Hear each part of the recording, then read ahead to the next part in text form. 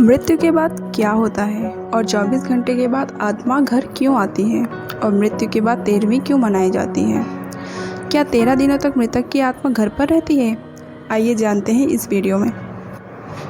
मौत से पहले इंसान के पैरों से अर्ध सोल चक्र डिस्कनेक्ट हो जाता है, जिससे इंसान का धरती से कनेक्शन टूट जाता है और पैर ठंडे पड़ जाते हैं और मरने के बाद मनुष्य का पूरा जीवन फ्लैशबैक की तरह दिखता है। साइंटिस्ट के अनुसार यह सपना लगभग 6 से 7 मिनट का होता है। उसके बाद ब्रेन शट डाउन हो जाता है, जिससे इंसान सुनने की शक्ति खो देता है। जिसके बाद एस्ट्रल कोड टूट जाता है, जो कि शरीर और आत्मा को कनेक्ट करके रखता है। जिसके टूटने से आत्मा शरीर से मुक्त हो जाती है। लंबे समय से बॉडी में रहने के कारण वह बॉडी को छोड़ना नहीं चाहती। फिर से वह बॉडी में प्रवेश करने की कोशिश करती है, लेकिन वह असफल रहती है। शरीर छोड़ने के बाद आत्मा शरीर से 15 फीट ऊपर होती है, जो अपने सगे संबंधियों को रोता हुआ देखती है और चिल्ला कर बताने की यह कोशिश करती है कि वह वहीं पे है। हिंदू ग्रंथ के अनुसार शव को रात में अंतिम संस्कार नहीं किया जाता, वरना ऐसा माना जाता है कि मृतक की आत्मा प्रेत योनि में प्रवेश करती है, जिसके बाद वह सदा के लिए हमारे आयाम में भटकती रहती है। मृत्यु के बाद शव को अकेला नहीं छोड़ा जाता, क्योंकि ऐसा माना जाता है कि शव पर दूसरे आत्मा का कब्जा होता है। फिर मृतक के शरीर के जरिए वो आत्मा घर का तहस नहस कर देती है, इसलिए परिजन रात भर जागकर शव की रक्षा करते हैं।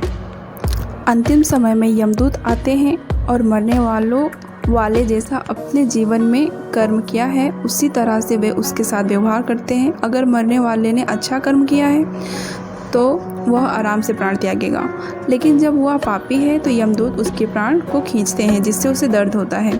जिसके बाद आत्मा को प्रकाशमय जगह से यमदूत यमलोक लेकर जाते हैं और रास्ते में वैतरणी नदी पार करते हुए आत्मा को जाना पड़ता है। ये नदी आग से लथपथ होती है। जिसने अच्छे कर्म किए हैं वो यह नदी आराम से पार कर लेते हैं, लेकिन कोई पापी व्यक्ति बहुत पीड़ा के बाद नदी पार करता है, जिसके बाद आत्मा यमराज के सामने होती है। फिर चित्रगुप्त उस व्यक्ति का पाप पुण्य का लेखा जोखा यमराज के सामने रखते हैं। उसके कर्मों के आधार पर उसे स्वर्ग या नरक भेजा जाता है। गरुड़ पुराण के अनुसार कुल 36 प्रकार के नरक हैं। यहाँ बताई गई यातनाएं किसी की कल्पना से भी खतरनाक हैं। अगर कोई व्यक्ति आत्महत्या करता है तो उसे कष्ट सहना पड़ता है, क्योंकि उसने निर्धारित समय से पहले ही हार मान ली।